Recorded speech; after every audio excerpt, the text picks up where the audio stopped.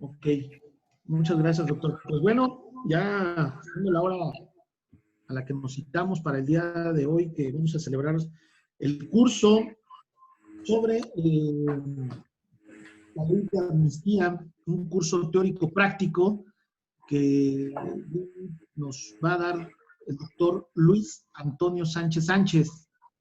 El doctor Luis Antonio Sánchez Sánchez, quien es licenciado en Derecho por la Universidad Autónoma de Querétaro.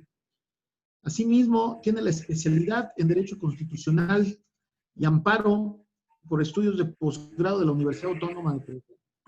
Documentación Jurídica y Técnicas de Litigación Oral por la Suprema Corte de Justicia de la Nación. Maestría en Derecho por la Universidad Autónoma de Querétaro. Maestría en Filosofía del Derecho Contemporáneo por la Universidad de Buenos Aires, Argentina. Conferencista internacional, con quien he tenido el gusto yo de participar en algunos otros países, como fue Cuba. Bueno, él también ha participado en Colombia, si no me recuerdo. El doctor ha llevado esta difusión de la cultura jurídica a nivel internacional. Aparte de ser un docente certificado por la Asociación Internacional de Conferencistas Jurídicos de Calidad, también es docente certificado por la Comisión Nacional de Derechos Humanos en materia de derechos humanos, su protección, garantía y respeto. Docente miembro del Comité de Estudios de Difusión de Derecho en América Latina, docente en la Universidad Autónoma de Querétaro, también ha sido docente en la Universidad de Estudios de Tijuana, Baja California, capacitador de defensores públicos en diversos estados de la República.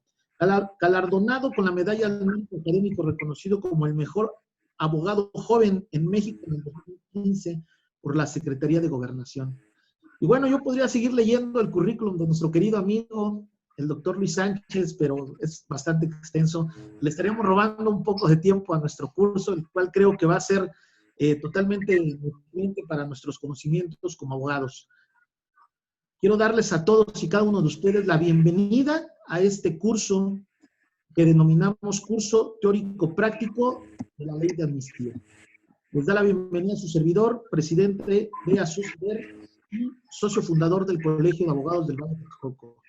Y quien también quiero agradecer a todos y cada uno de ustedes que se están conectando a este excelente curso que nos impartirá hoy nuestro querido doctor y amigo Luis Sánchez. Y bueno, querido doctor, te dejo con tu público, con tus alumnos, para que el día de hoy nos ilustres con este tema tan innovador. Gracias a todos, buenas tardes.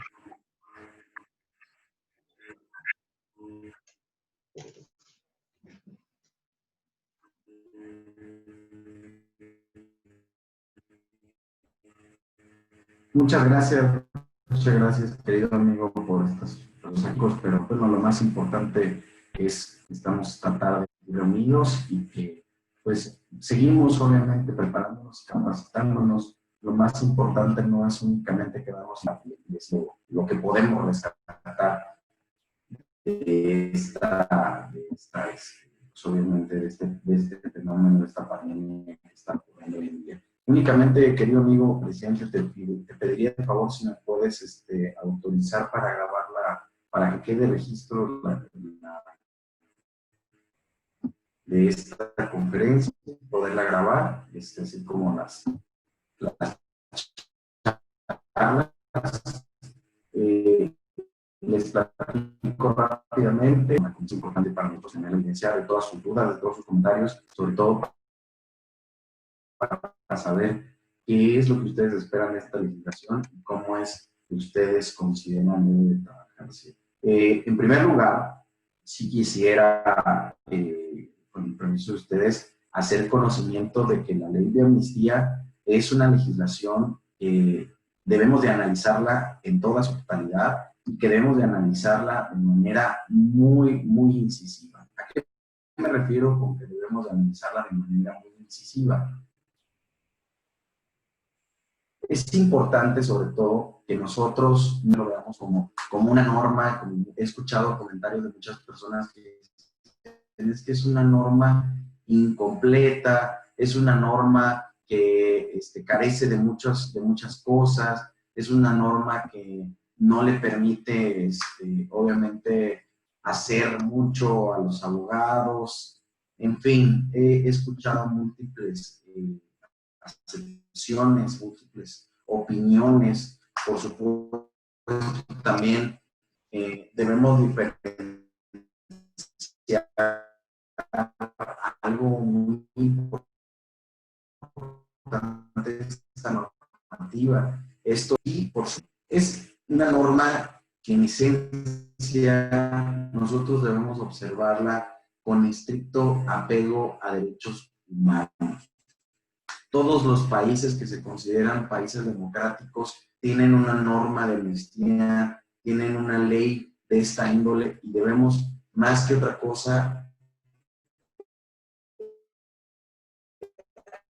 abrirnos al conocimiento como figura, como de también países de América donde esta normativa ya se encuentra en vigor, o este tipo de normativas se encuentran en vigor, son normativas que han tenido a bien el hecho de tener una aceptación y de tener incluso abogados especialistas únicamente en el a iniciar sin mayor preámbulo, únicamente solicitando nuevamente si nos dan la autorización para poder llevar a cabo la grabación y poder iniciar a la verdad. Creo que es necesario únicamente que me pongan como administrador y así yo también puedo estar aquí controlando con las dos pantallas que tenemos las preguntas. Si alguien tiene alguna duda, levanta la mano desde la plataforma o bien nos puede escribir al chat. Yo voy a estar dando espacio entre cada tema para que podamos ir leyendo sus dudas, sus comentarios y con ello tengamos un conocimiento más abundante. Primero,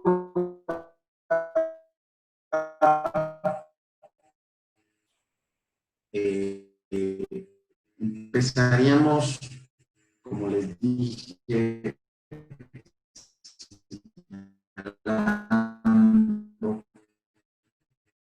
esta legislación es una legislación sumamente que el discurso de los derechos humanos.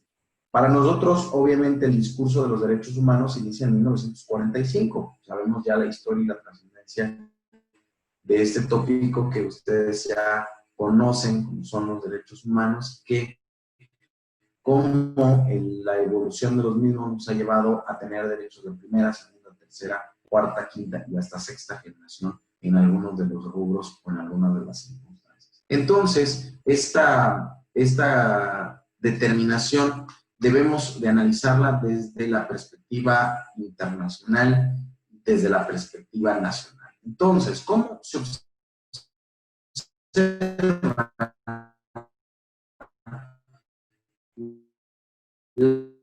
la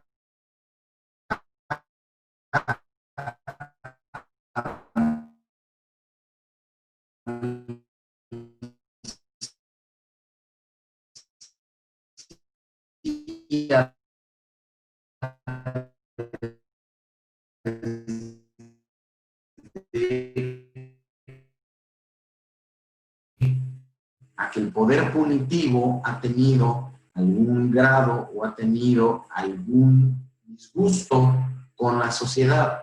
Es obviamente evidente que al nosotros encontrar, sin entrar a mayor detalle, al nosotros encontrar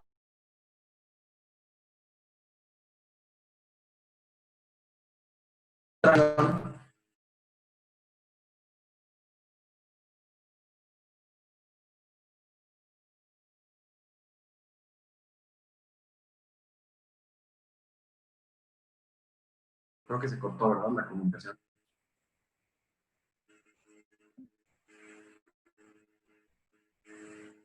Presidente, ¿me escucha?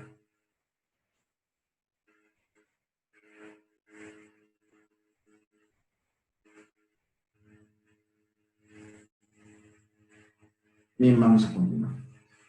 Les decía, esta perspectiva desde los derechos humanos nos da a nosotros la potestad, entonces, de observar y analizar. La amnistía es un procedimiento es propuesto por los organismos protectores de derechos humanos, que estos organismos protectores de derechos humanos nos van a dar la potestad inalienable de nosotros recurrir, a su vez, a poder hacer valer este mecanismo de protección a los derechos humanos. Entonces, desde manera histórica, nosotros encontramos los primeros juicios o procedimientos de amnistía desde los juicios de Nuremberg. Los juicios de Nuremberg fueron creados precisamente para perdonar a esas personas que no tenían opción frente al régimen de Hitler, frente al régimen neonazi. Y también, obviamente, que este régimen afectaba o que este régimen llevaba a estas personas a que tuvieran que cometer actos atroces como los llegaron a realizar. Entonces, los primeros procedimientos de amnistías internacionales los vemos nosotros en la Segunda Guerra Mundial con mayor expansión al mundo. Por lo tanto, este esquema protector a derechos humanos de la Organización de las Naciones Unidas va a dar, por supuesto, un aliento a que todos los países que se consideren democráticos reconozcan sus errores en una nueva oportunidad y den entonces esa disculpa, esa amnesia hacia los gobernados. Amnistía precisamente deviene de un vocablo griego que es amniere, que es amnesia, que es olvidar. No es un perdón como tal, es un olvido el gran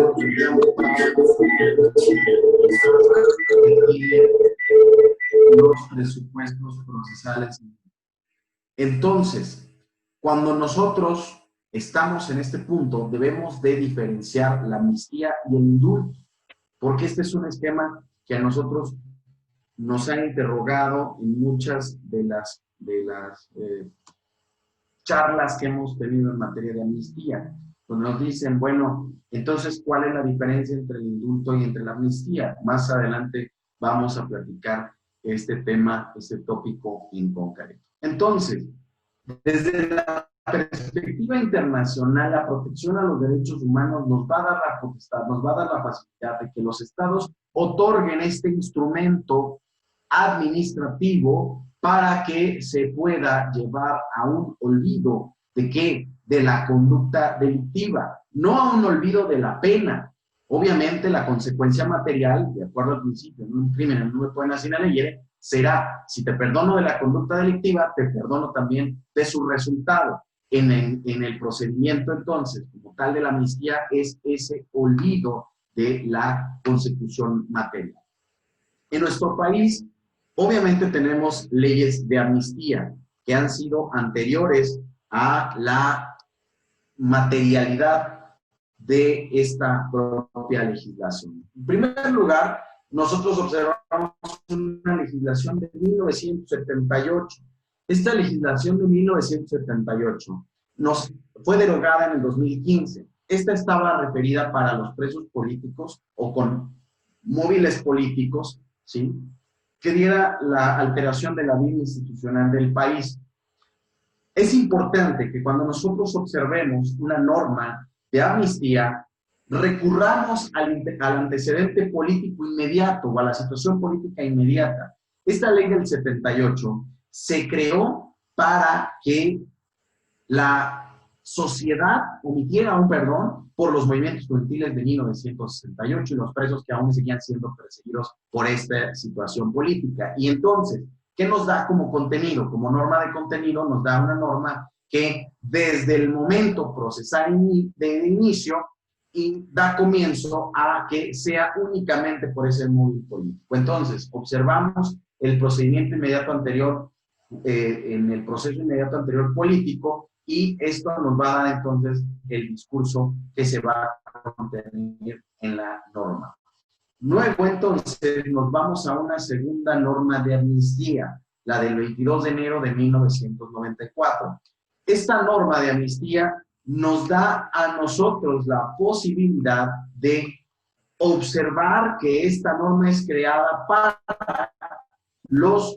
únicamente para el sector o el grupo que se encontraba en ese momento bajo el régimen político y bajo la situación otorgada de manera histórica por el Ejército Zapatista de Liberación Nacional. Si nosotros nos vamos a 1994, Entonces nos vamos a dar cuenta que en ese momento el país lo que necesitaba era perdonar, era olvidar ese episodio atroz de lo ocurrido con los indígenas, pueblos originarios de Chiapas y la representación del ejército zapatista. Por eso se le otorgaba una amnistía muy directa a el contenido de esta norma, que era únicamente las personas que hubiesen participado en los hechos cometidos en este municipio, en varios municipios del estado de Chiapas y con una temporalidad específica, del 1 de enero de 1994 al 20 de enero de 1994, dice hasta las 15 horas. Esta fue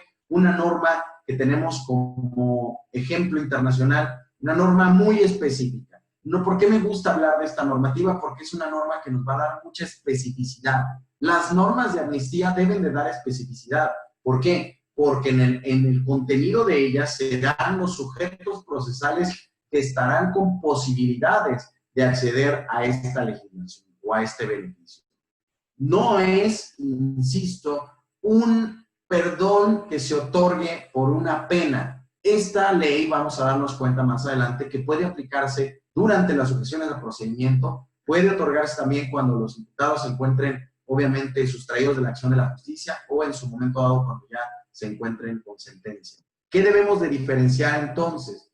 Aun cuando las dos normas o las dos figuras procesales, bien, una figura procesal y una paraprocesal, estén reguladas en el procedimiento de nuestros códigos penales, que es lo que nosotros vamos a encontrar.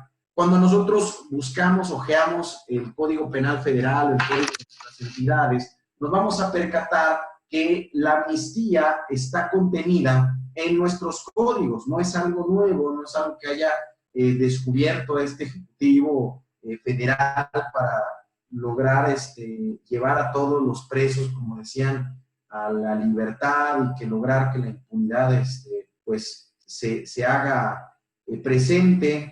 Entonces, para efectos de esa situación, la normativa penal en todos los diversos códigos penales, incluso también en el Código Penal Federal, encontrará reconocimiento de la misma y lo va a encontrar, si bien no como una figura procesal, sí lo va a encontrar como una figura a la cual podemos recurrir para conocer o para extinguir la pena. Importante entonces dar este canal en donde la propia legislación reconoce como preámbulo a esta figura. Insisto, tendrá sus diferencias con otro tipo de figuras como lo es el indulto, que a continuación lo vamos a ver.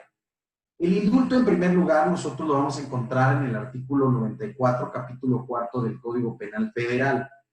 El indulto es un procedimiento que, como ya les he explicado, perdona la pena y deviene, por supuesto, de una sentencia irrevocable, mientras que la amnistía, que está reconocida en el artículo 92 del Código Penal Federal, no presenta esta misma característica, sino al contrario, esta olvida y perdona el delito, no la pena. La amnistía va a ser aplicada únicamente para delitos específicos. El indulto dependerá del decreto del Ejecutivo que emita año con año para saber las bases del mismo, pero es en la generalidad para todo tipo de delitos. Incluso en el artículo 97 del Código Penal Federal se encuentra señalado que podrá ser para los delitos contenidos en el artículo 144, otros delitos que hayan sido determinados por motivaciones de carácter político y también delitos del orden común o del fuero federal cuando el sentenciado haya prestado servicios a la nación y que haya presentado su solicitud. Entonces, vemos nosotros que el indulto es para todo tipo de delitos o en su generalidad para todo tipo de delitos. La amnistía, por otro lado, no genera como efecto antecedentes penales. Sin embargo, el indulto permanecerá en los antecedentes penales. ¿Por qué? Porque únicamente te estoy perdonando la sanción, te estoy perdonando en la ejecución de la pena, no te estoy evadiendo de la responsabilidad. La amnistía, por su cuenta, sí hace esta distinción y no genera antecedentes penales, o, o por el contrario, los debería de eliminar como efecto inmediato. Otro tema respecto a la amnistía es que la amnistía puede ser durante la vinculación del proceso o bien en la sentencia. Y aquí me refiero. En términos del numeral 316 del Código Nacional de Procedimientos Penales, 317, la fijación al procedimiento en el sistema penal acusatorio será durante emitido el auto a vinculación a proceso. No te vinculan, no tienes una sujeción a procedimiento. Esto también ya lo ha explicado la Suprema Corte de Justicia de la Nación. En este término, para estos sentidos, la amnistía entonces procede desde el momento en el que se encuentra una persona vinculada al proceso o bien se encuentre ya sentenciada. El indulto no. El indulto exige cosa juzgada en los términos del artículo que ya les he referido. ¿Por qué? Porque el indulto es parte de una permanencia de efectos, la cual, de acuerdo al artículo 94 y al artículo 97, exigirá de cosa juzgada. La amnistía, por otro lado, cuenta con la característica de ser un procedimiento que refiere a una aplicación específica de una norma, de una ley. Por ejemplo, el caso de la ley de amnistía y de las leyes que acabamos de ver. Y el indulto, por su cuenta, únicamente necesita de un acto administrativo. Esto es muy importante. ¿Por qué? Porque si ustedes observan el artículo 3 de la ley de amnistía, nos vamos a dar cuenta que en ella establece un procedimiento y que la parte medular del procedimiento lo invoca en una parte prejudicial o administrativa y en una parte judicial.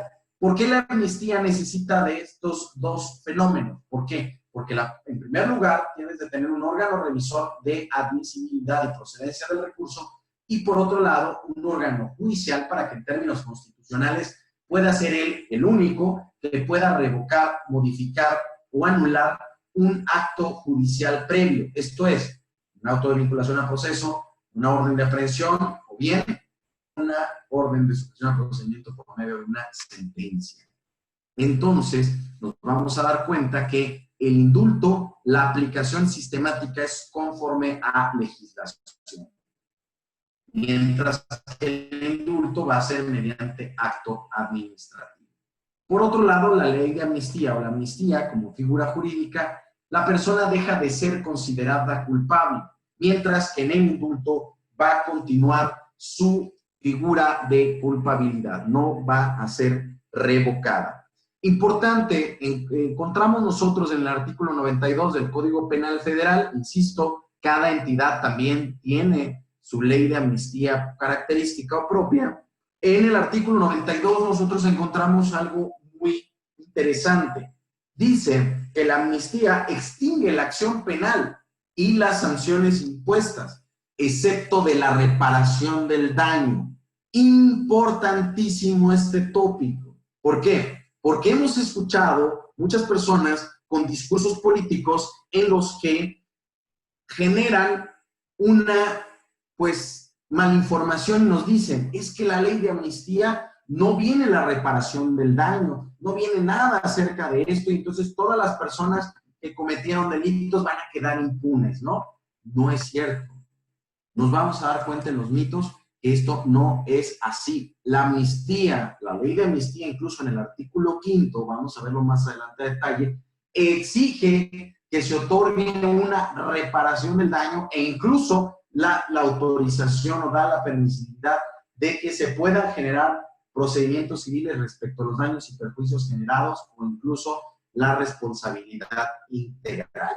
Por ende, hay que ceñirnos también a la estructura de la legislación contenida en el artículo 92 del Código Penal Federal. Insisto, no ha sido reformado, por lo tanto, debe de darse la reparación del daño. Ahora bien, dice, deberá de darse en los términos en que la ley se explique, o bien, si no se expresen, se entenderá que la acción penal y las sanciones impuestas se extinguen con todos sus efectos con relación a todos los responsables del delito.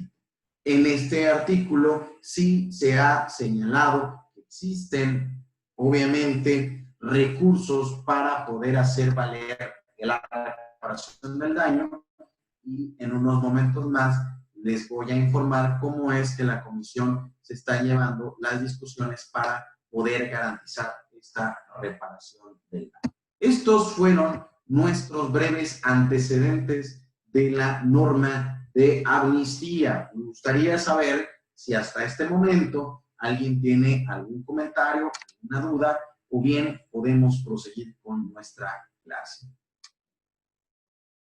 Si alguien quiere participar, con todo gusto puede hacerlo, puede activar su cámara, pueden hacerlo por medio de una pregunta al chat. Presidente, ¿cómo vamos? ¿Todo bien? ¿Alguna duda, alguna pregunta? ¿Se ve bien las diapositivas? ¿Están proyectando bien?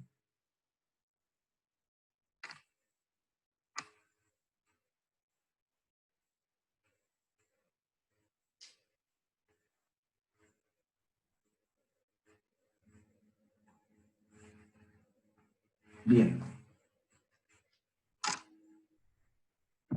Creo que ya tenemos una... ok, sí se ve bien. Muchas gracias. Muchas gracias, Nayeli. Muchas gracias, maestra Nayeli, por la anotación. Bien, pues vamos a continuar entonces, dado que hasta este momento estamos checando. Bueno, ahorita vamos a ver lo del tema del audio, que voy a tratar de hablar un poco más claro, más pausado, por si se llega a cortar, no tengamos este problema. Bien, vamos a entrar ahora al fondo de nuestro tema. Vamos a entrar ya a agotar el tema de la ley de amnistía. Primero, esta ley fue publicada en el Diario Oficial de la Federación en su versión vespertina el miércoles 22 de abril del 2020, en un contenido de 8 artículos.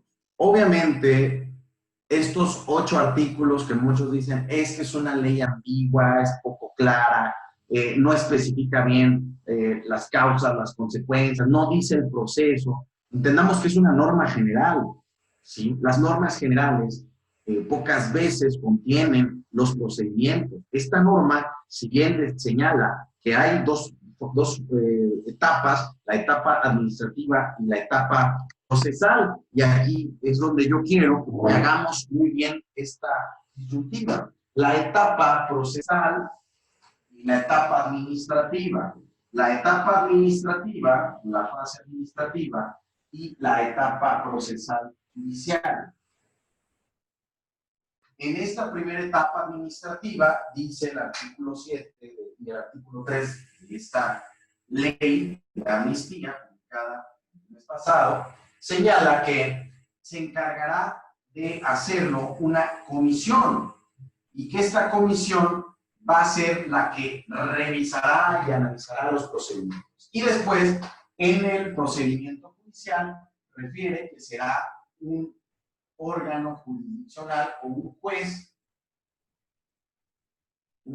que el Consejo de la Judicatura Federal designe para ser juez de amnistía. Interesante porque en esta primera etapa va a encontrarse regulado por la ley del procedimiento administrativo. Y en esta etapa, la etapa judicial, se encontrará regulada por el Código Nacional de Procedimientos Penales.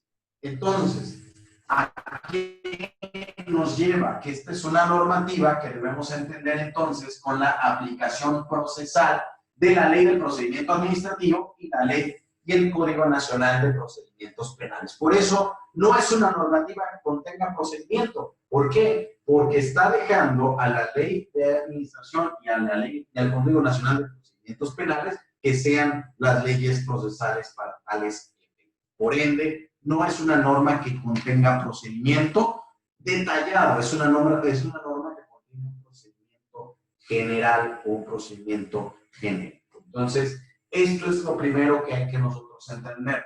El procedimiento cuando inicia la etapa procesal y cuando inicia la etapa judicial. Entonces, para que nosotros entendamos esto, debemos de ceñirnos a la propia normativa. Antes de pasar al procedimiento, obviamente, debemos de agotar el contenido de la norma. ¿Por qué? Porque el contenido de la norma lo que a nosotros nos va a dar es quiénes son los sujetos procesales que van a intervenir dentro de la ley de amnistía. Esta es la pregunta de a quién va a beneficiar la ley de amnistía. Entonces, como sujetos procesales, nosotros vamos a encontrar que tenemos por un lado el solicitante, tenemos la comisión y tenemos a el juez. Ojo, todavía no se sabe cómo va a conformarse la comisión, todavía no se sabe quiénes van a ser los jueces. Desde mi perspectiva, y esto lo comparto con ustedes, así como lo he hecho en diversos foros con la comisión, este juez que conozca debe de ser un juez de garantías, debe de ser un juez sensible, debe de ser un juez que conozca la situación de las personas privadas de la libertad, así como las condiciones de los centros de reinserción social. Por lo tanto, si nosotros recurrimos a estas características, sonaría lógico que el Consejo de la Judicatura Federal determinara que el juez competente para conocer de la materia de amnistía sea un juez de ejecución de sanciones penales. Y entonces que el juez de ejecución sea quien conozca del procedimiento de amnistía por estas características y por las características que también son compatibles con las de la Ley Nacional de Ejecución Penal. Entonces, nosotros observaríamos que a propuesta en particular debe ser el juez de ejecución que conozca el procedimiento de amnistía. No es difícil, simplemente el Consejo de la Judicatura deberá designar a fulanito de tal como juez de ejecución de sanciones y juez de amnistía. ¿Para qué? Para un juez de amnistía. El solicitante. ¿Quiénes van a ser los solicitantes? Bueno, los solicitantes van a ser todos aquellos que se encuentren en cualquiera de los supuestos que señala el artículo primero de la ley de amnistía. ¿Quiénes son estas personas? Y entonces vamos a darnos cuenta el contenido del artículo primero de la ley de amnistía. Estas personas van a ser los que a continuación se detallan. En primer lugar, dice la ley de amnistía. Se decreta la amnistía a favor de las personas en contacto procesadas o se les haya dictado alguna sentencia firme. Entonces, aquí viene otro tema. ¿Quién lo puede solicitar? No solamente en el supuesto que se encuentra en el artículo primero. Quiere decir que dice, aquellas personas a las que se haya ejercitado acción penal. El ejercicio de la acción penal puede iniciar de muchas maneras. Con la solicitud de una audiencia, de una audiencia inicial, con la solicitud de una orden de aprehensión y su libramiento, por supuesto, o bien con la citación a la audiencia inicial. Esto es en términos de nuestro Código Nacional de Procedimientos Penales, 109 y 110. Luego dice, solicitante también puede ser aquella persona que hayan sido procesadas. Dice, personas que hayan sido procesadas. ¿Quiénes han sido procesadas? Estamos hablando del sistema inquisitivo mixto. Las personas que se encuentran sujetas a una audiencia preliminar y que por ello se encuentran sujetas por medio de un auto de formal prisión. ¿Quiénes son los que se encuentran como sujetos procesados dentro del procedimiento penal acusatorio? Pues en términos del artículo 316 del Código Nacional, aquellas personas, 317,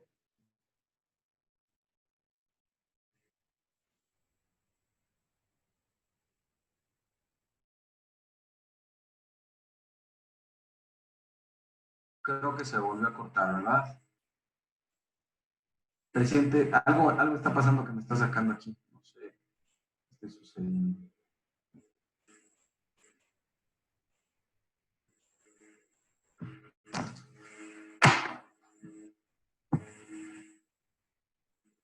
¿Me pueden apoyar, por favor, donde se quedaron? Porque creo que yo seguí hablando un buen rato y esto me desconectó.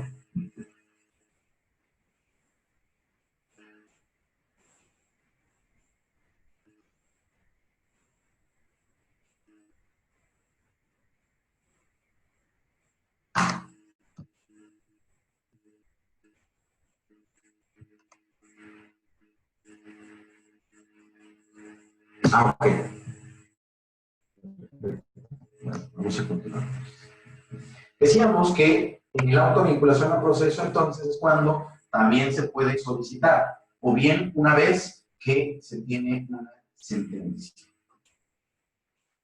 Y aquí es importante, entonces, que nosotros reconozcamos quiénes pueden ser, además de por su condición jurídica, por su condición dentro del procedimiento. Por su condición dentro del procedimiento, nos vamos a percatar que son aquellas personas que hayan cometido algunos delitos de los cuales vamos nosotros a especificar a continuación. En primer lugar, ¿sí?, habla acerca del tema del aborto. Dice, en cualquiera de sus modalidades, previsto en el artículo 329 del Código Penal Federal, siempre y cuando se le impute a la madre el producto del embarazo interrumpido, o bien se le impute a los médicos, cirujanos, comadronas o aquellos que asisten el parto. Estos se encuentran dentro de un tipo penal autónomo, dentro del 331, que es un delito de asistencia por el Código Penal Federal. También los familiares de la madre o del padre que hayan auxiliado en la muerte del producto. Estos tres delitos, pues bueno, se encuentran con posibilidades de presentarse su solicitud en la ley de amnistía. Hay que tener en cuenta, por supuesto, que exceptúan los preceptos que establece el propio Código Penal, 333 y 334, cuando sea, pues, obviamente, producto de una violación, cuando sea que se encuentra en riesgo la vida de la madre, y esas excepciones que hace el numeral 333 y 334 del Código Penal Federal. Obviamente, en la segunda fracción nosotros vamos a encontrar un delito muy similar dentro de la ley de amnistía, que es el de homicidio en razón de parentesco, cuando el sujeto pasivo sea el producto de la concepción en cualquier momento de la preñez. Nosotros lo encontramos dentro de 330 del Código Penal Federal y 330. ¿Qué pasa con esta fracción segunda y con esta fracción primera? Debemos de entender la realidad material que va a ser a la que se va a aplicar los delitos, que se va a aplicar la normativa. Lo cierto es que en materia federal existe un muy bajo porcentaje de seguimiento de este tipo de delitos. Estos delitos generalmente se siguen en el fuero común y no así en el fuero federal. Sin embargo, más adelante vamos a ver qué tipo de excepciones se pueden dar o cómo se puede solicitar, aunque el delito se encuentre en el fuero común, para enviarlo al fuero federal. Entonces, esta es la parte que nosotros vamos a estar platicando, ya por ello es que es práctico también este tema. Bien, en la fracción tercera, nosotros vamos a encontrar los delitos contra la salud. Importante aquí detallar, no es que sean delitos contra la salud y que se vayan a perdonar a los narcotraficantes, que se vayan a perdonar a las células del narcotráfico, es únicamente a la producción, transporte, tráfico, importación, exportación, en lo convenido en los numerales 194 del Código Penal Federal y 474 de la Ley General de Salud. Esto es, sabemos que cuando es competencia de la Federación es porque el narcótico es igual o mayor a multiplicar por 1000 veces el monto de lo señalado en la tabla, porque el narcótico no se encuentre en la tabla, o bien porque la fiscal o el fiscal de la República solicite la investigación al fuero común, que sabemos que esto no pasa muy a menudo, pero bueno, podríamos utilizarlo también a nuestro favor para que se pueda llevar a cabo la amnistía. Pero dentro de ello señala otros rubros específicos. Estos rubros específicos es, una vez que hayan cometido esta conducta delictiva, deben de tener rasgos particulares. ¿Cuáles son estos rasgos particulares? Que se encuentren en situación de pobreza extrema, vulnerabilidad, una condición de exclusión, de discriminación, que hayan tenido alguna discapacidad permanente, cuando el delito se haya cometido por indicación del cónyuge, concubinario, concubina, pareja sentimental, pariente, o bien que hayan sido por amenazas o que hayan sido porque fueron obligados a cometer la conducta delictiva por la delincuencia organizada. Esto se da muy a menudo porque sabemos nosotros que muchos de los grupos delincuenciales actúan de esa manera. Si bien sí hay un alto grado de reclutamiento para personas que quieren participar en este tipo de conductas, lo cierto es que también muchas personas que son obviamente de escasos recursos o que han sido obligadas por padre, madre, incluso concubino, cónyuge, pareja sentimental, etcétera, pues se puede dar esta circunstancia. De igual manera, importante destacar que señala en la fracción inciso B, las personas que pertenezcan a una comunidad indígena o afromexicana en términos del artículo 2 de la Constitución. Aquí había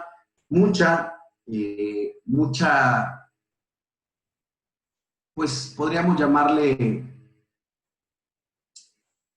mucha disyuntiva, había mucha discrepancia de criterios, incluso había personas que decían que la ley era inconstitucional, que incluso decían que era violatoria de derechos fundamentales por ser discriminatoria, por el término de afromexicano. Pues no, desgraciadamente las personas que presentaron, los abogados que presentaron la inconstitucionalidad de la ley de amnistía únicamente por este precepto, pues su amparo va a quedar sin efectos o su procedimiento quedará sin efectos. ¿Por qué? Porque la Constitución también ya fue reformada en semanas anteriores, el artículo 4, ingresando a estos pueblos afroamericanos. Entonces ya no hay una violación porque se encuentra obviamente ya una substanciación constitucional y por ende no podrían presentar algún supuesto en contra de esta norma en este rubro específico. Cabe destacar que en la fracción cuarta de esta ley también nos va a hablar de las comunidades indígenas, pero esta es una acepción muy particular de la norma en la aplicación del delito contra la salud que estamos refiriendo.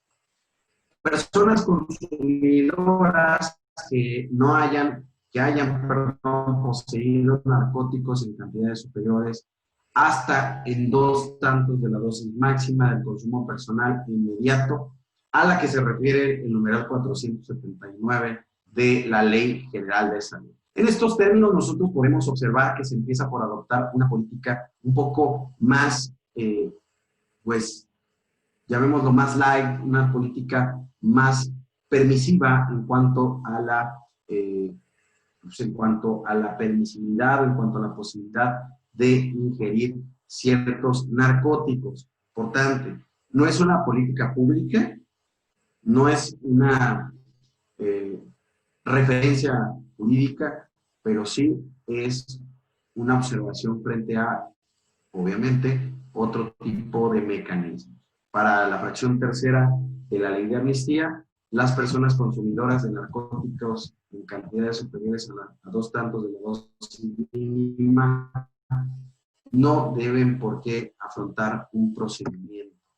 Vamos a darnos cuenta siempre y cuando cuáles van a ser las condiciones. Siguiente, en la fracción cuarta, observamos nosotros el tema de las personas pertenecientes a los pueblos indígenas. Señala, siempre y cuando que durante su procedimiento no hayan accedido plenamente a la protección del Estado. Esto quiere decir que son personas que se han visto afectadas porque no han tenido un acceso a la justicia o bien no han tenido una defensa técnica adecuada o bien no han sido asistidas por intérpretes o peritos traductores. En este caso,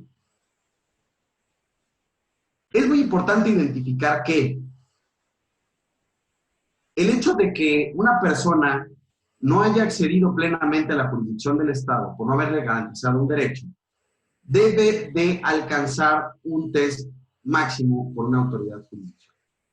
Nosotros sabemos cuánto tarda un procedimiento de una reposición. Nosotros sabemos que debemos de instar primero, obviamente, a lo mejor en una instancia directa, en una instancia indirecta, debemos de agotar el principio de definitividad, a veces nos vamos directamente contra el auto de vinculación al proceso o nos vamos en apelación contra una sentencia y después el amparo directo, quizá llegamos hasta la revisión y desgraciadamente hasta que llegamos a estos últimos niveles, seguimos siendo insistentes en este discurso, insistentes en las probanzas, es que se nos otorgan estos beneficios.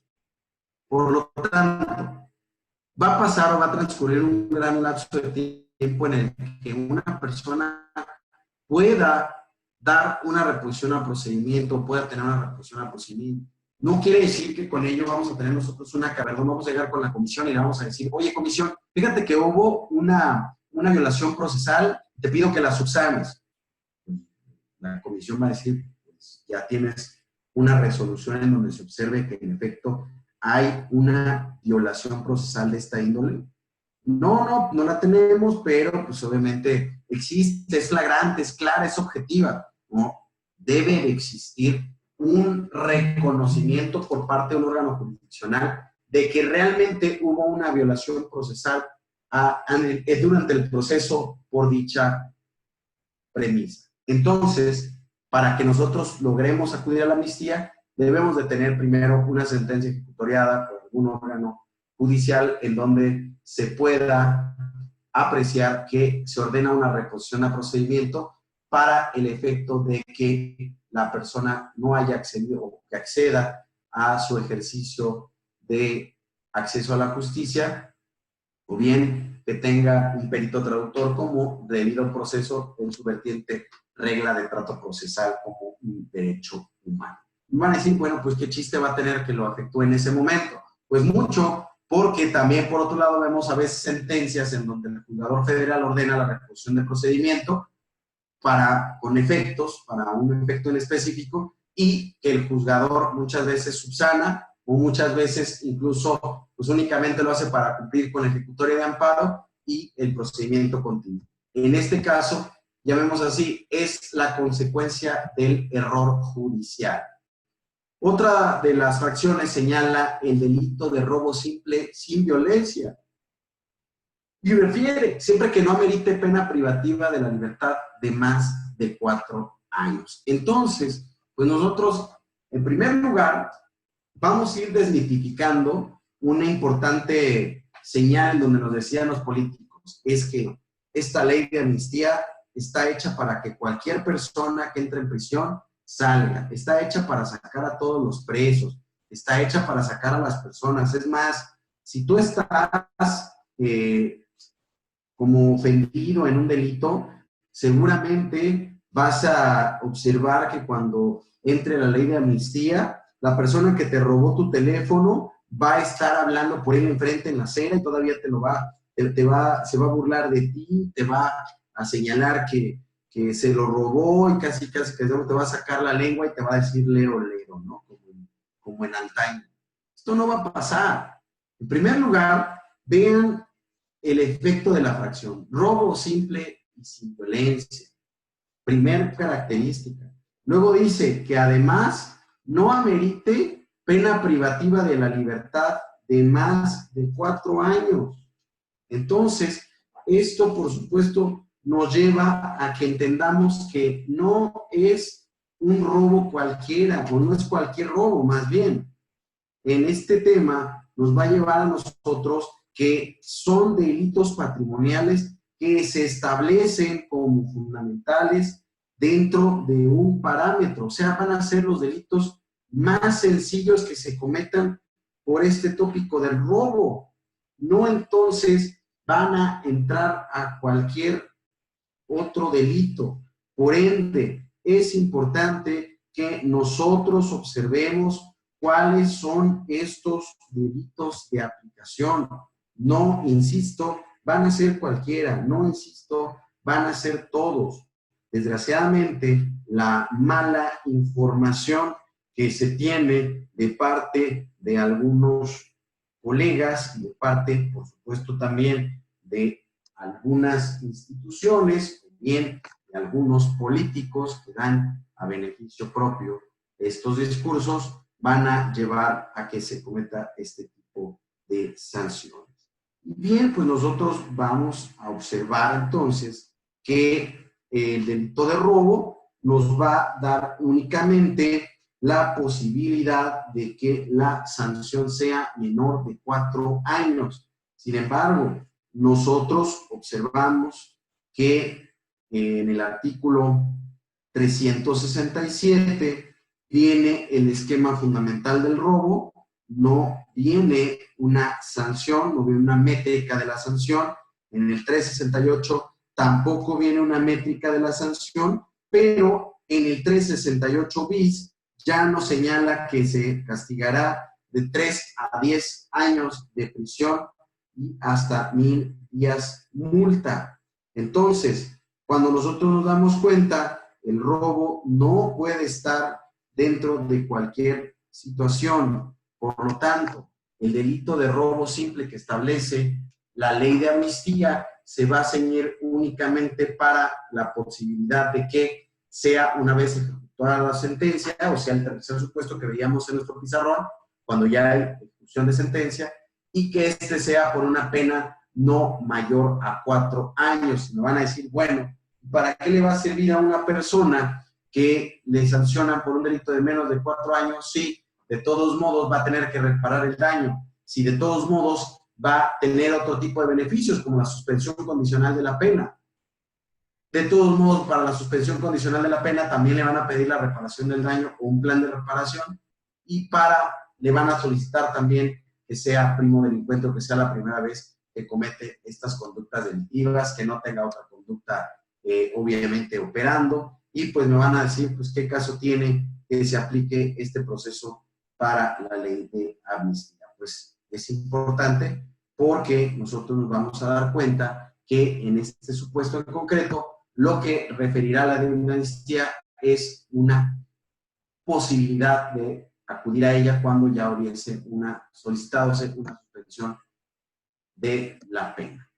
Y la otra, que también ha causado mucha controversia, que encontramos nosotros en la fracción sexta, es el tema de los delitos políticos. Incluso aquí voy a hacer una distinción.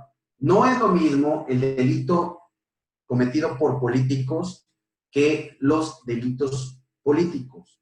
Los delitos políticos o delitos con tendencia política, nosotros los vamos a encontrar en un capítulo correspondiente del Código Penal Federal.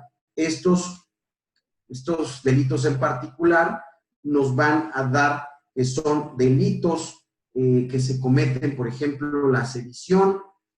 La sedición es la invitación, la instigación, la incitación a la comisión de ciertos grupos para atentar en contra del Estado. Entonces, solamente por este delito de sedición, que nosotros encontramos en el libro segundo de los delitos contra la seguridad de la nación, pues nos vamos a percatar que es posible acceder a este precepto que nosotros encontramos en el artículo 130 del Código Penal Federal, y no en su mayoría, porque muchos decían, es que estos delitos nos van a permitir que el día de mañana veamos a personas que se encuentran privadas, a políticos presos. No, estos son delitos políticos, no delitos cometidos por políticos. Es el único caso de la sedición, que además tiene una pena de 6 meses a 8 años de prisión, ¿sí? La media aritmética, vamos a darnos cuenta que pues no va a exceder de los 5 años y que también podrían tener beneficio de otro, bueno, podrían tener acceso a cualquier otro beneficio. Sin embargo, pues bueno, la ley de amnistía los coloca. Terminada esta parte, ya vimos cuál es el contenido de la norma respecto al artículo primero, que señala cuáles son los delitos por los cuales va a poder ser una persona beneficiada de la ley de amnistía. En este tópico, entonces, nosotros encontramos que únicamente va a ser por el tema del aborto, homicidio, delitos contra la salud, delitos cometidos por personas reconocidas dentro de los pueblos originarios, el robo, con la premisa que ya vemos, y los delitos políticos, en particular la sedición contenida en el artículo 130 del Código Penal Federal. Entonces, aquí voy a hacer otra pausa para saber si alguien más tiene alguna duda para poder dar pie y continuidad al siguiente tópico, al siguiente paso de esta ley de amnistía. ¿Los escucho?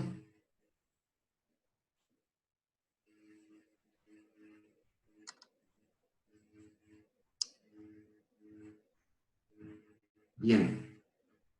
Aquí hay de dos. Cuando dicen que no preguntan es porque el ponente ha sido muy claro o porque el ponente no ha explicado absolutamente nada. Espero, de verdad espero que sea el primero de estos casos el que estemos en presencia. En los delitos, me pregunta la maestra Nayeli, los delitos que tienen que ver con los políticos. Ajá. La escuchamos, maestra. Buenas tardes, ¿cómo está? Hola, buenas tardes, bien. Sí, justamente no entendí bien digamos, qué amplitud tienen estos delitos que tienen los políticos, o sea, a dónde abarca, si van a ser todos, o cómo tiene que ser, ahí como que me perdí un poco. Sí. ¿Sí me escuchaste? Sí, claro. Mira, el Código Penal Federal establece como delitos contra la seguridad de la nación la traición a la patria, el espionaje, establece la sedición, establece el motín, la rebelión, establece el terrorismo, ¿sí? Y financiamiento del terrorismo, sabotaje, conspiración. Entonces, para que nosotros entendamos tal cual el contenido de la norma, señala por el delito de sedición o porque hayan invitado, instigado o incitado a la comisión de la sedición. Entonces, la ley únicamente, si tú te das cuenta, también señala que siempre y cuando no se trate de terrorismo y en los hechos que no se haya producido una privación de la vida, lesiones graves a otra persona o que se hayan empleado armas de fuego. Entonces, si vamos nosotros descartando delito por delito, pues traición a la patria no podría enterarse en este supuesto. Espionaje, pues tampoco podría encontrarse en este supuesto. Sedición podríamos encontrarlo, motín podríamos encontrarlo siempre y cuando no haya una privación a la vida, no haya lesiones graves a otra persona o no se hayan utilizado armas de fuego. Rebelión en los mismos términos. Terrorismo está excluido totalmente, financiamiento al terrorismo también está excluido finalmente, sabotaje, pues ahí no está especificado, pero yo le daría el mismo tratamiento de conformidad con la fracción sexta. Y por último, conspiración, que tampoco encontraría mayor problema para poderse encontrar dentro de estos supuestos de estos delitos. Descartamos entonces, maestra, traición a la patria, descartamos espionaje, obviamente incluimos la sedición, incluimos el motín, la rebelión, con los casos obviamente que ya señalé, excluimos terrorismo, excluimos financiamiento al terrorismo, sabotaje en los términos precisados y conspiración también en los términos precisados. Este sería el caso en concreto en el que nosotros podríamos darle tratamiento a estos delitos contenidos en nuestro Código Penal Federal. No sé si haya quedado resuelta la duda, maestro, queramos darle un poco más de énfasis a la misma.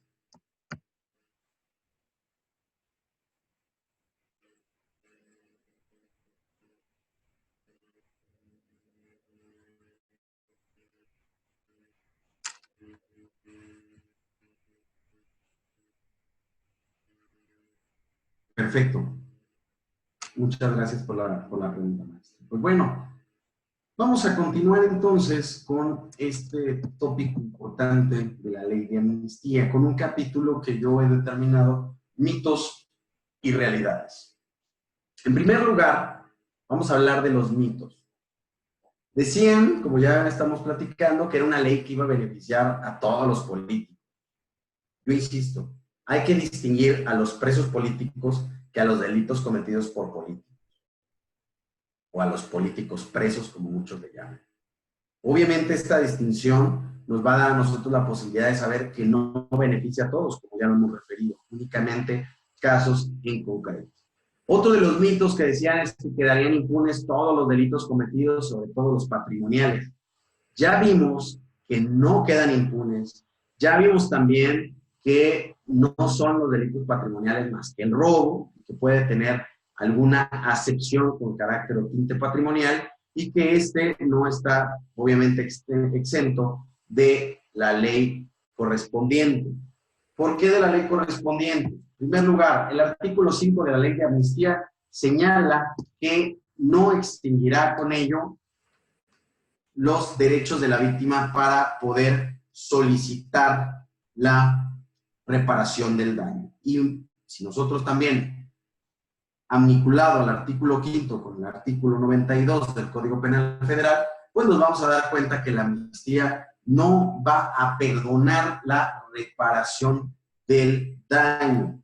Decían que la ley de amnistía entonces era una ley que fomentaba la impunidad. Yo considero, y me gusta verla como una ley de reestructuración social, es una ley humanitaria, no únicamente de despresurización, que incluye obviamente programas de reinserción. ¿Cuáles son las realidades? La realidad es que el Estado debe de generar comisiones públicas que realicen y revisen el procedimiento a fondo. No puede ser un procedimiento escueto, no puede ser un procedimiento que se revise simplemente así, ahí se va, que sea por encimita, debe ser un procedimiento a fondo. Otra de las realidades también señalaba es que, pues bueno, el procedimiento iba a ser un proceso muy rápido y que nada más el presidente iba a decir quién iba a salir y iban a salir todos. No, es un procedimiento, como ya vimos, que está constreñido en 2 etapas. Una primera etapa es la etapa administrativa y otra etapa es la etapa judicial. Entonces debemos de distinguir estas 2 etapas. También es cierto que la realidad, como ya les platicaba, hablando de los jueces que están más capacitados para ser jueces de amnistía, yo referiría, sin temor a equivocarme, que son los jueces de ejecución de penas, los más capacitados para poder llevar el procedimiento de amnistía. También es cierto que vemos una parte importante en donde el análisis de los transitorios nos lleva a, en primer lugar, una vigencia, una creación de la comisión, que son 60 días, no es una norma que vaya a tener una aplicación inmediata. La creación de la comisión la tiene el Ejecutivo Federal como encomienda en el artículo transitorio primero, y le da 60 días. Se acaban de cumplir 30 días apenas y aún no tenemos noticia alguna de esta comisión. Señala que en el mismo plazo el Consejo de la Judicatura referirá a quiénes van a ser los jueces que se encarguen de este procedimiento. Tampoco el Consejo de la Judicatura ha señalado quiénes van a ser estos jueces. Importante, en el transitorio segundo vamos a darnos cuenta que el Ejecutivo Federal otorga una obligación por imposición de mandato a los gobiernos de las entidades para que estos a su vez publiquen sus leyes de amnistía locales. ¿Qué va a pasar entonces? Como pregunta, cuando nosotros nos encontramos con una posibilidad de obtener una amnistía, pero que la entidad no ha hecho ningún trabajo, ningún esfuerzo para apegarse a este transitorio segundo. Por supuesto que vamos a verlo más adelante para que tengamos la posibilidad de acceder a esta amnistía, pese a que nos encontramos en el fuero común. Importante, otro de los temas que se ha dicho mucho es que va a existir una valoración probatoria de parte de la comisión, que el juzgador le van a llevar la petición y el juzgador va a valorar o va el juzgador a negar, pero que el juzgador va a hacer una valoración probatoria. No habrá valoración probatoria en este procedimiento. Este proceso se va a equiparar más a un procedimiento abreviado, en donde nosotros vamos a hacer una solicitud al fiscal, vamos a platicar con el fiscal, vamos a ver que se reúnan los requisitos de procedibilidad y entonces este fiscal, equiparándose a la comisión, nos va a decir si procede o no procede. Y una vez que este proceso o que esta amnistía proceda, se lleva la ratificación ante un juez de control. Lo único que se valorará será la suficiencia para determinar la posibilidad de la amnistía, o sea, los requisitos de procedibilidad. No va a haber valoración probatoria de los datos o medios de prueba que se puedan incorporar en la carpeta de amnistía o en el procedimiento de amnistía. Esto es muy importante que ustedes lo consideren. Obviamente, otro de los temas que se había referido es que se estaba utilizando esto para que los pacientes, para que los privados de su libertad pudieran salir o ser beneficiados con con la pandemia de SARS-CoV-19. No es cierto. ¿Por qué? Porque nosotros nos damos cuenta que si la ley se está promulgando en abril y le da 60 días al presidente de la República para crear una comisión y posteriormente la comisión va a tener un plazo de 4 meses para resolver y que en caso de que no resuelva va a ser negativa ficta y que van a poder interponer los recursos correspondientes. Entonces, no es una norma que se haya creado para, pues, hacer pie o contrarrestar el tema de la pandemia. Para eso existen otras medidas. Ya sabemos que hay ahorita la modificación de medidas cautelares, la revisión de las mismas y también las políticas que están generando algunos estados para dar libertades anticipadas o para dar libertad de procedimiento a personas que se encuentran privadas de su libertad en los términos del acuerdo número 1 2020 o 2020 de la Comisión Interamericana de Derechos Humanos, que habla acerca precisamente de los derechos durante la pandemia. Es una ley con muchas restricciones y candados, sí, es una ley muy compleja y solamente es aplicada a sectores determinados. Si tú pensabas que esta ley te iba a beneficiar o que iba realmente a sacar a todos los presos de las cárceles, pues estamos muy equivocados porque esa no es la política pública correspondiente. Aquí me gustaría, por supuesto, escucharlos nuevamente para saber si saben o conocen de algún otro mito o realidad que se estuviera rondando por sus pueblos, obviamente por sus ciudades, por sus comunidades, por sus estados, porque obviamente hay muchos mitos y realidades. Una pregunta. Ay. En el caso de que son residentes, ¿también esta ley de amnistía va a acogerlos o no? ¿O solamente va a ser en los casos específicos? ¿Cómo procede? Ahorita vamos a platicar respecto a este criterio, porque los requisitos de procedencia nosotros los vamos a encontrar dentro del artículo 1. Señala que el delito, obviamente, no va a ser beneficiario la persona que haya tenido alguna comisión de una conducta. Incluso el artículo 2 refiere cuáles son las excepciones. Dice el artículo 2 que no se concederá el beneficio a quienes hayan cometido delitos contra la vida, la integridad corporal, salvo lo establecido obviamente en el artículo 1, fracción 1 y 2, que son el tema del aborto.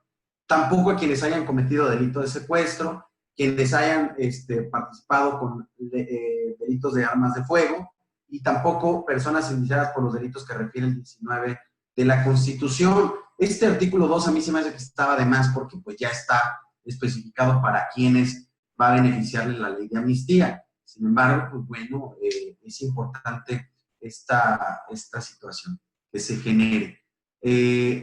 Destacar que la solicitud de amnistía únicamente serán llevadas para aquellas personas que no tengan una acción de la justicia previamente señalada. La reincidencia como tal, pues no lo especifica, simplemente determina que sean primodelincuentes. Entonces, obviamente, ahí dejamos nosotros a una potestad o a una posibilidad que la ley dé a estas personas. Se habla acerca de primodelincuencia, pero también habla acerca, bueno, no habla acerca de la reincidencia.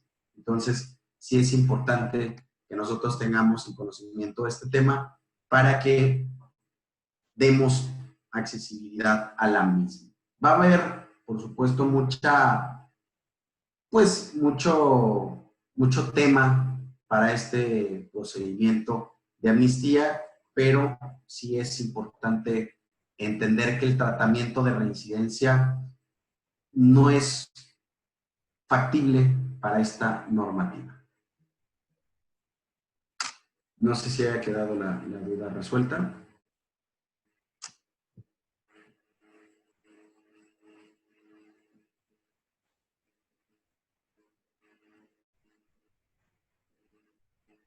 Ustedes pueden ver el artículo primero, incluso señala acerca de que no sean reincidentes respecto al delito que estén indiciadas o sentenciadas por los delitos cometidos en esta norma. Entonces, no permite la reincidencia, como ya se los expliqué en este momento.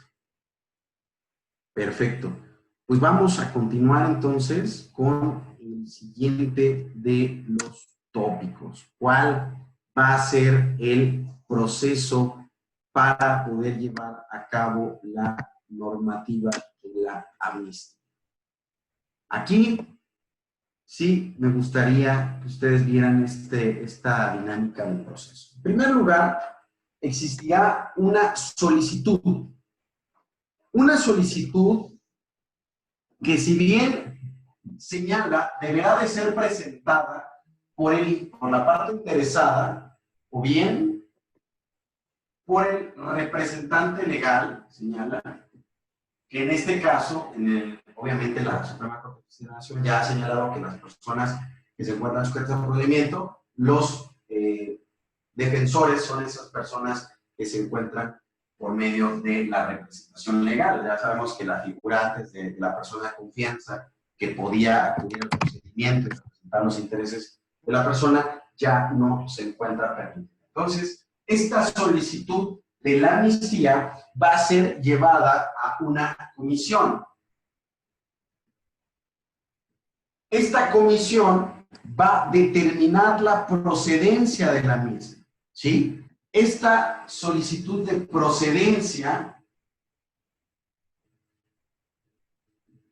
va a ser, ¿procede o no procede? Pero para tal efecto, dice la misma ley, en el caso, o sea, obviamente la comisión va a tener un plazo de 4 meses para resolverla, pero en el caso de que no resuelva en esos 4 meses, se aplicará una negativa ficta. Por lo tanto, no se otorgará, tendrá los mismos efectos. Cuando no procede, ante la negativa ficta, nos da la resolución de que no procede nuestra solicitud, nosotros todavía estamos en presencia de la etapa administrativa. Por ende, cuando todavía estamos en la etapa administrativa del procedimiento, se encuentra vigente la ley del procedimiento administrativo. Para efectos de la ley del procedimiento administrativo, el recurso que se deberá de presentar aquí es la revisión. Entonces, la revisión será el recurso que nosotros podremos solicitar ante la negativa ficta o la no procedencia. Ahorita vamos a ver la estructura de la solicitud más adelante. Cuando a nosotros nos dan la procedencia de la misma, la vamos a poner, no procede, vamos a señalar que aquí es el recurso.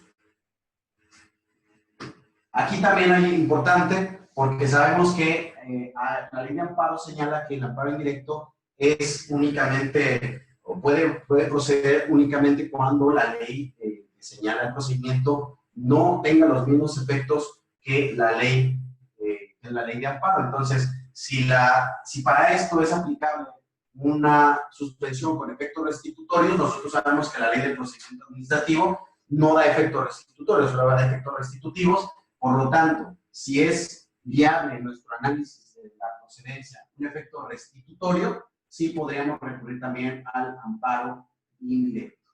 Esto es muy importante. Ahora, la comisión determina que procede. Una vez que la comisión determina que procede, entonces la comisión deberá de otorgarla y solicitar una audiencia. La solicitud se la va a emitir entonces al juez, como dice que señala el Consejo de la Judicatura Federal. Vamos a llamarle ya el juez de amnistía. Desde ese momento, cuando la comisión dice que ya procedió el recurso solicitado, entonces se termina la etapa administrativa y comienza la etapa judicial o la etapa procesal. Por lo tanto, una vez emitido el auto de procedencia de la amnistía, comienza la aplicación del Código Nacional de Procedimientos Penales. Y aquí es donde hay mucha tela y mucha interpretación de cómo tendría que hacerse el procedimiento. Vemos que está la revisión y ahí ya vemos el proceso. Vemos la solicitud, la comisión, vemos que determina la procedencia, vemos que únicamente en el supuesto de los delitos ceñidos en la fracción sexta, que son los delitos políticos, se dará vista a la Secretaría de Gobernación, luego se otorga o no se otorga. Si no se otorga, viene la negativa ficta, la aplicación de los 4 meses o la procedencia del recurso administrativo. Una vez que esto se extingue, nosotros vamos entonces a la etapa judicial. La etapa judicial ya se va a encontrar caracterizada por entonces un procedimiento procesal de acuerdo al Código Nacional de Procedimientos Penales. ¿Cómo será entonces este proceso? El juez de amnistía recibirá el otorgamiento de la amnistía por parte de la comisión. Entonces, este juez de amnistía recibirá el otorgamiento de la amnistía junto con la solicitud que fuera materia de resolución. Esto quiere decir todo el expediente de amnistía. Una vez que el juez tiene la solicitud y que tiene el otorgamiento, va a citar a las partes. ¿Quiénes son las partes? El Ministerio Público Federal, Fiscalía General de la República. En caso de que hubiese víctima u ofendido, citará a la víctima u ofendido, pese a que por lo que hemos visto, pues los delitos obviamente son de otra índole y el representante legal del Estado pues va a ser la Fiscalía General de la República. Sin embargo, queda abierta la posibilidad de que de acuerdo a la fracción cuarta, esto es, los delitos cometidos por personas de comunidades indígenas y fracción quinta, ¿sí?, encuentren víctima u ofendido. Tendrá que llamarlos a procedimiento. Tendrá que llamar también al asesor jurídico de estas, en caso de que hubiese tenido. Y una vez que esto se haga, señalará fecha para la audiencia. ¿Cómo se llama esta audiencia? Se llama audiencia de amnistía o audiencia de solicitud de amnistía. Muchos proponían que le llaman audiencia de garantías, pero la audiencia de garantías se puede confundir con la audiencia que nosotros solicitamos de acuerdo a la tutela judicial del Código Nacional de Procedimientos Penales. Entonces, señala la fecha de la audiencia de la amnistía. Me van a preguntar y me van a decir, ¿por qué tiene que hacer todo esto? Porque aquí ya estamos regulados por el Código Nacional de Procedimientos Penales. ¿Por qué la audiencia oral? Pues porque el artículo 20 constitucional, apartado A, señala de la Constitución que todos los procedimientos serán orales y que se establecen los principios, así como también en el artículo del Código Nacional, del artículo 4 al artículo 14, se establecen los principios del Código del Procedimiento Penal Acusatorio. Por lo tanto, no podríamos pensar que este procedimiento se hiciese de otra manera, sino es en una audiencia oral, respetando los principios de inmediación, oralidad, confrontación, publicidad, etc. Ministerio Público debe ser llamado, sí, como es un representante social, de acuerdo a las funciones que desempeña conforme a 103 del Código Nacional de Procedimientos Penales. Víctima ofendido, pues claro, conforme a 109 del Código Nacional de Procedimientos Penales, como asesor jurídico. Ese también le constata el artículo 20 constitucional en su apartado C de la Carta Magna. Y obviamente debe señalar una audiencia en los términos del artículo 50, 51 y 52 del Código Nacional de Procedimientos Penales. Esto es, que debe de citar a todas las partes. Por ello es que esto tiene una correlación ahora. ¿Por qué tenemos que hacerlo así? Pues porque está regulando el Código Nacional de Procedimientos Penales. De lo contrario, van a venir novedades. El procedimiento no es así. Va a ser contrario a la Constitución y contrario al Código Nacional de Procedimientos Penales. Por ende, tendremos que desarrollarlo de esta manera. Una vez que ya estamos nosotros en la audiencia, ¿cómo sería el tratamiento de la misma? Pues bueno, nosotros conocemos cómo se lleva a cabo una audiencia de un procedimiento abreviado y sería un proceso muy parecido a la misma. Obviamente, vamos a tener al juez en sus facultades de moderador y en sus facultades de regulador del procedimiento. Vamos a tener a la comisión, vamos a tener al imputado, aquí es imputado, acusado o sentenciado, porque puede ser cualquiera de los tres, o incluso puede ser persona que ha sido sustraída de la acción penal o determinada de la misma. Aquí puede ser que no sea el que se le llame a proceso, sino simplemente al solicitante. Va a estar también un defensor penal público o un defensor penal particular. Esto en razón de que debe de estar asistido, como lo establece el artículo 20 constitucional en su apartado de fracción cuarta de la Constitución Política, y no podrá estar obviamente fuera de él, sino esto también tendría nulidad. Va a estar el representante de la Fiscalía General de la República, el Ministerio Público de la causa, va a estar, como ya les dije, la víctima o ofendido, y va a estar el asesor jurídico de la misma. ¿Cómo va a ser el proceso? En primer lugar, el juez deberá obviamente constatar las partes, dar por aperturada la audiencia y escuchará la solicitud que le hace la comisión. ¿Cómo deberá de escuchar la solicitud que hace la comisión? La comisión deberá señalar en qué fecha ha sido señalado o bien cada proceso, cuál es el supuesto, requisitos de procedencia, requisitos de procedibilidad y respecto al caso en concreto, por qué se está otorgando la amnistía.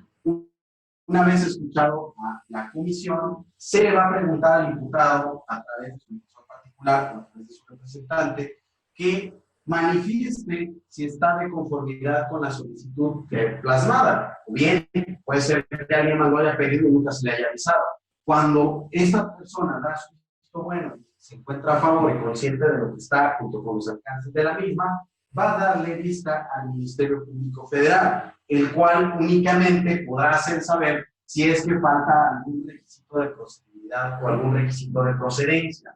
Una vez que se le haya dado esta vista al Ministerio Público, la víctima o el ofendido o asesor jurídico también se le dará el uso de la voz únicamente para manifestar conforme a la reparación del daño, conforme al artículo 5 de la Ley de Amnistía y al artículo 92 del Código Penal Federal, así como el artículo 20 constitucional, apartado C, fracción primera, y al artículo 1, 4 y 6 de la Ley General de Víctimas. Esa va a ser la intervención que va a tener el asesor jurídico para el efecto de conocer conforme a la ley de amnistía y al procedimiento de la misma. Una vez que han sido escuchadas las partes, el juez tendrá, por supuesto, la resolución final y el juez podrá emitir una resolución en dos sentidos: confirma y otorga o niega. Solamente en esos dos sentidos el juez de amnistía podrá resolver. Si confirma y otorga, entonces este le dará la instrucción al fiscal, al representante de la Fiscalía General de la República, para que éste otorgue un sobreseimiento de la causa, y que este sobreseimiento de la causa obviamente se haga en los términos contenidos en el artículo 467, fracción sexta, y 485 del Código Nacional de Procedimientos Penales. Una vez llevado a cabo este proceso, entonces se tendrá por terminada la amnistía. Este es el proceso que se lleva para la amnistía. No sé si tengan ustedes algunos comentarios, si no, para pasar a que observemos el documento de solicitud de amnistía. Es un modelo, insisto, porque pues todavía no están las comisiones instauradas, todavía no sabemos la composición de las mismas, pero sí les adelanto que los modelos que estoy trabajando yo pues, han sido modelos que ya se han propuesto, que se han aceptado con muy buenos ojos ante la Comisión de Amnistía. ¿Alguien tiene hasta ahorita alguna duda, algún comentario?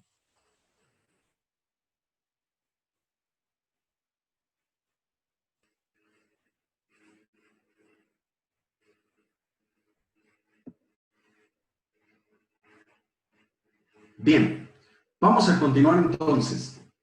¿Qué tenemos en pantalla?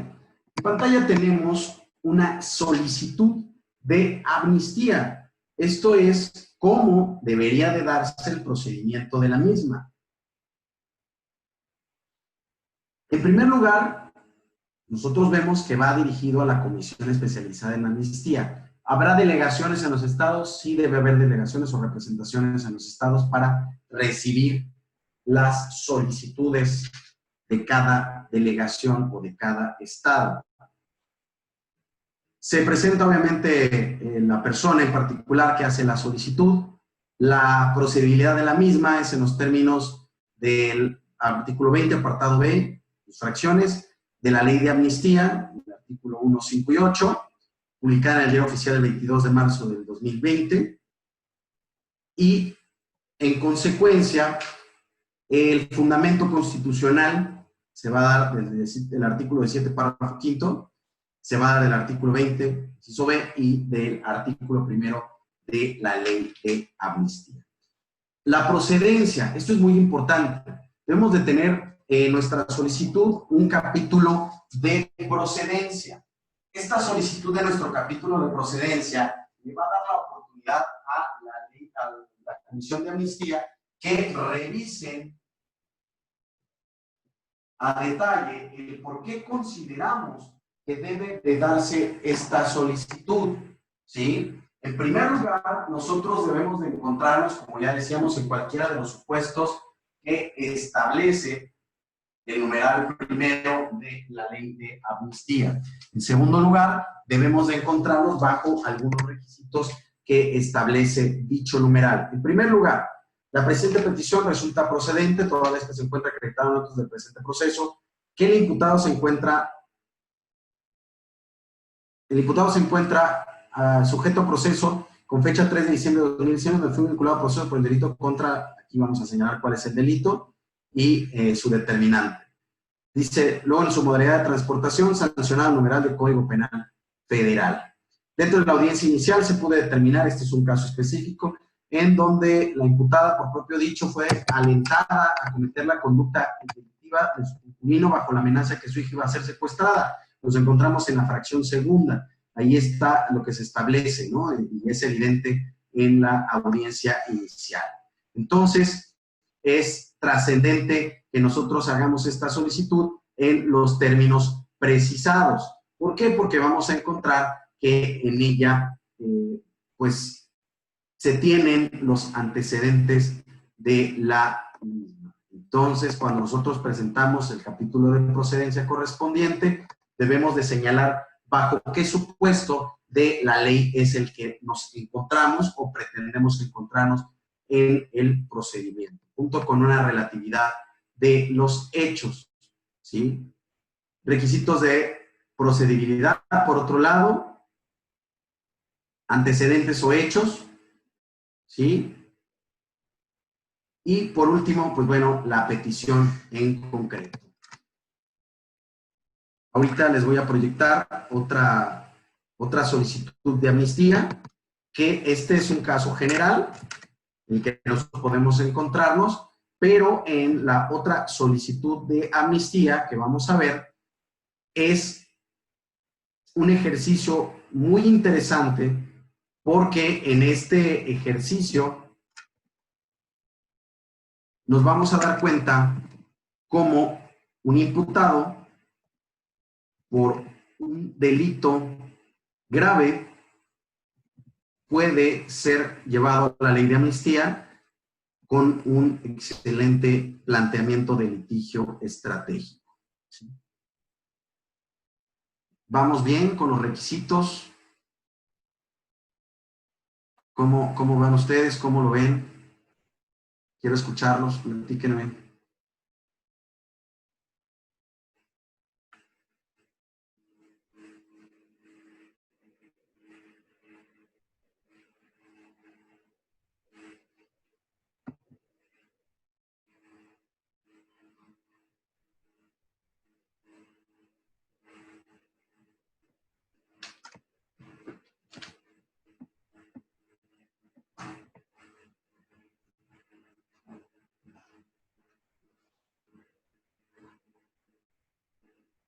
Me comentan,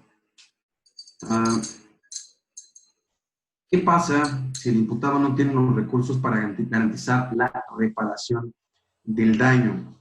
Bien, tendremos que estar muy conscientes de que no se trata de garantizar la reparación del daño. La reparación del daño intraprocesal o paraprocesal se puede hacer de distintos tipos. Una cosa es garantizar, otra cosa es hacer un plan de reparación de daño y otra cosa es ya haber reparado el daño. En este caso, el artículo 5 junto con el artículo 92 nos van a dar la oportunidad de que se dice, no, o sea, se podrán hacer, pues, se dejarán los derechos subsistentes de la reparación del daño. Quiere decir que yo puedo presentar un plan de reparación y decir, bueno, te voy a ir pagando mes con mes tal cantidad. Obviamente, la amnistía en ningún momento podrá estar supeditada a la reparación del daño. En todo caso, por eso les digo que es muy importante aquí que lo vea un juzgador muy garante, que para mí es o debe ser el de ejecución de penas. Para mí, desde la perspectiva en donde un imputado o un solicitante de ley de amnistía no tenga los recursos para garantizar o para poder dar un pago asequible de reparación del daño, no puede estar condicionada la solicitud de amnistía para este otorgamiento. Yo soy de ese criterio. ¿Por qué? Porque el Estado, si bien tiene una ley de víctimas, el Estado tiene, si bien, otro tipo de instrumentos para poder garantizar la reparación del daño efectiva, no únicamente una reparación del daño o un plan de reparación. Perfecto. Las diapositivas son públicas, las diapositivas están en una plataforma que se llama Prezi. De cualquier manera, les voy a compartir ahorita el link aquí en el chat para que ustedes lo tengan y lo puedan revisar cuantas veces ustedes deseen, incluso si lo pueden descargar en PDF, etc. Y de igual manera, el material, las solicitudes, yo se las pongo a su disposición para que puedan hacerse de las mismas. Bien, me gustaría que en este momento, para ya culminar con este breve bosquejo, para culminar con nuestro taller, con nuestro curso, pues viéramos este caso y lo resolviéramos entre todos. ¿Por qué? Porque es un caso con el que se van a encontrar más de una ocasión. Entonces, sí me gustaría que quien desee participar pues pueda abrir los micrófonos para que lo vayamos resolviendo todos en grupo y que podamos darle una mayor trascendencia al conocimiento que estamos en estos momentos adquiriendo. Bien, les voy a plantear el problema. En primer lugar, nosotros observamos que en la ley de amnistía señala que no podrán ser beneficiarios de la misma ley las personas que se encuentren por cualquiera de los delitos señalados en el artículo 19 de la Constitución o en la utilización de armas de fuego, ¿sí? En la utilización. Entonces, ¿qué pasa si nosotros tenemos a una persona vinculada a proceso en el 2018 por portación de arma de uso exclusivo del ejército? Únicamente por ese delito. Pertenece a una comunidad indígena, pero está la limitante entonces de que la persona, pues, hizo tratamiento con armas de uso exclusivo y que además, bueno, no que además, sino que es un delito considerado como grave de conformidad con el artículo 19 de la Constitución. Entonces, ¿qué podríamos hacer o qué planteamiento podríamos tener frente a este caso en concreto? La ley de amnistía no lo permite. La ley de amnistía dice que por delitos que se encuentren señalados en el artículo 19 de la Constitución no se podrá dar dicha solicitud. Entonces, ¿qué tendríamos que hacer? Los quiero escuchar participando, me gustaría escucharlos participando.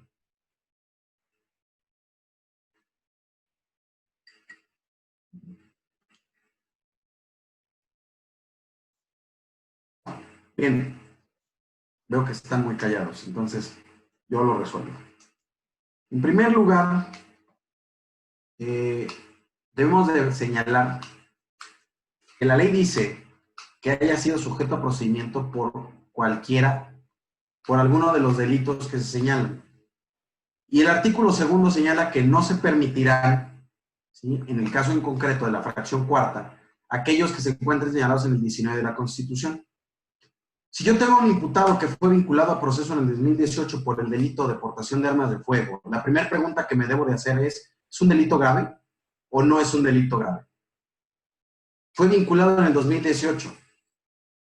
El tema de la portación de armas de fuego de uso exclusivo se señaló hasta mayo del 2019 con la reforma al artículo 19 constitucional.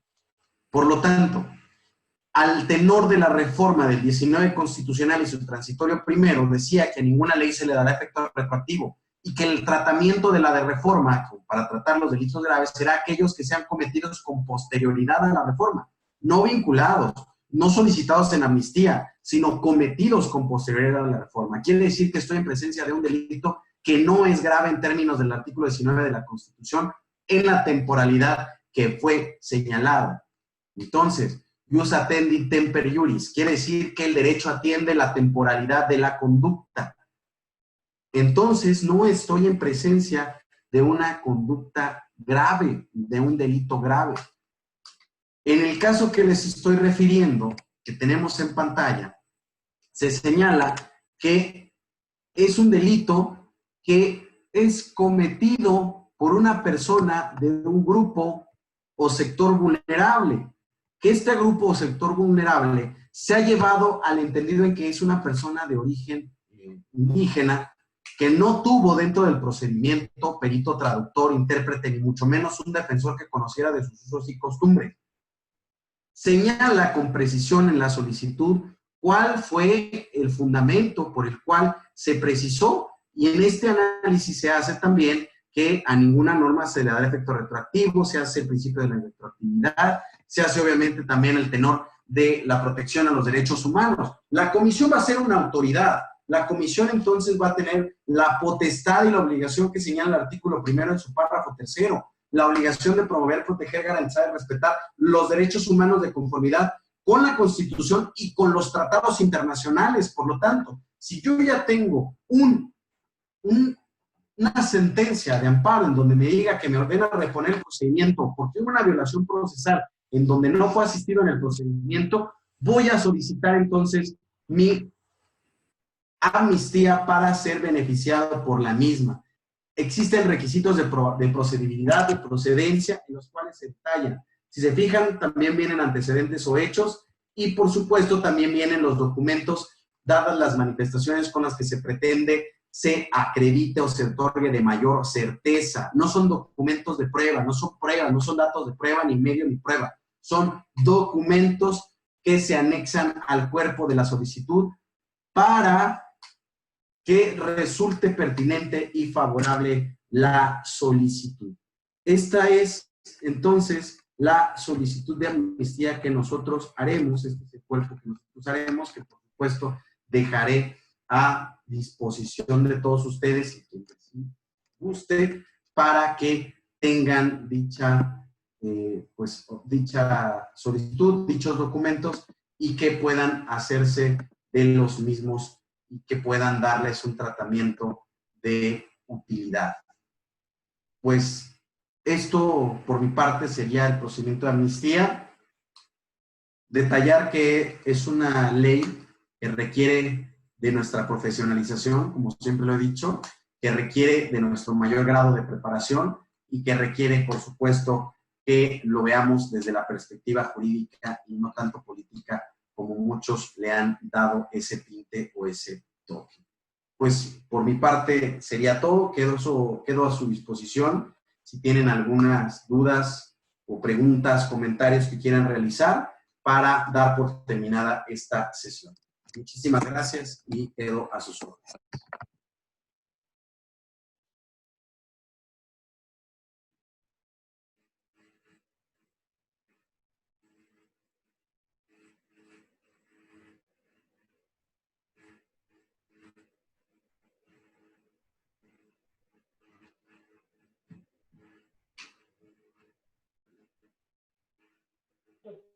Doctor, por su clase del día de hoy. La verdad es que alguien antes de terminar el curso, alguien una pregunta, que una vez el doctor Sánchez la pueda solucionar. Alguien listo para que hacemos.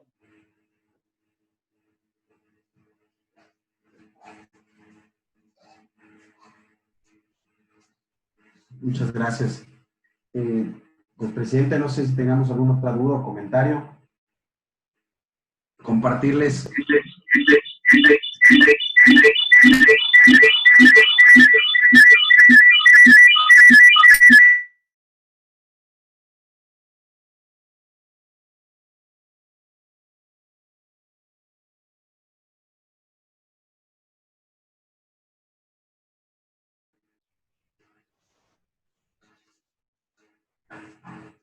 Estimado presidente, pues compartirles que además de los trabajos que hemos estado llevando a cabo con capacitaciones a las comisiones, con capacitaciones, por supuesto, con diversos entes del Consejo de la Judicatura para que tomen la mejor determinación, pues me congratulo el hacer manifiesto, obviamente, entre ustedes el conocimiento que he postulado precisamente para estar participando en esta integradora de estas comisiones de amnistía y pues esperemos que podamos estar participando en las mismas y que podamos estar ya sea como parte de la comisión o como jueces especializados en amnistía. Ya estaremos informándoles y por supuesto con el compromiso de la capacitación y con el compromiso de la profesionalización por una mejor impartición de justicia en nuestro país.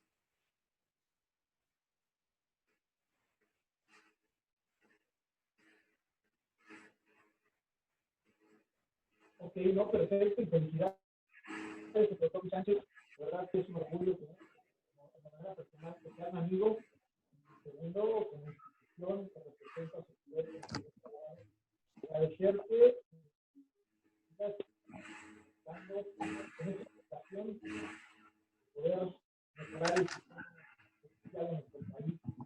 Es muy importante, hay muchas noticias hoy día de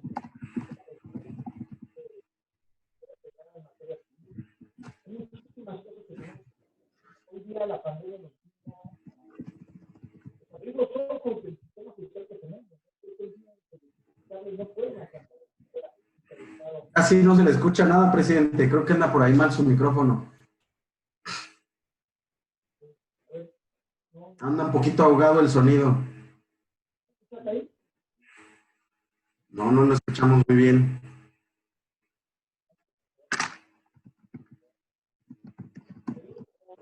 ¿Ya me escuchan ahí?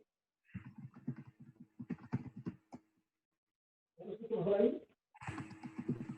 Ya mejor, pero sigue estando muy lejos. Bueno, a ver si ya me escuchan ahí. Nada más agradecer y felicitarte por esos logros que estás teniendo, ¿no? Y que agradecerte que seas portavoz de los abogados.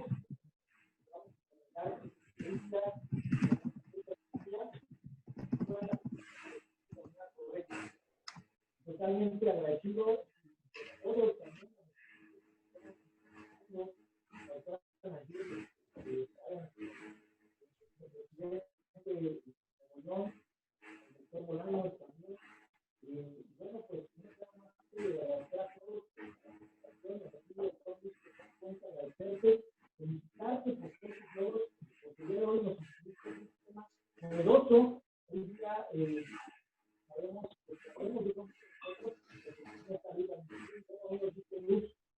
cualquier gente, nuevo ayuda para los cristianos. Agradecerte lo que te bendiga.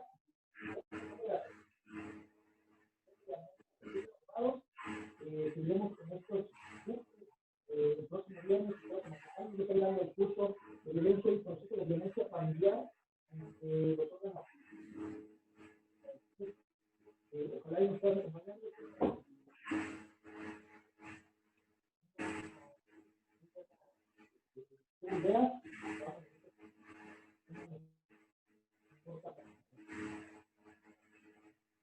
Muchas gracias, presidente, por sus palabras. Muchas gracias por la invitación. Esperamos estar nuevamente pronto en alguno de los foros comunitarios. Tengan una excelente tarde a todos. Pues nos vemos pronto. Ahí les dejo mis datos para que nos sigan en las redes sociales, para que nos sigan en el fanpage. Estamos actualizando nuestro canal y vamos a subir más videos ahorita aprovechando también este tema de la pandemia. Tengan una excelente tarde. Pues hasta pronto. Gracias.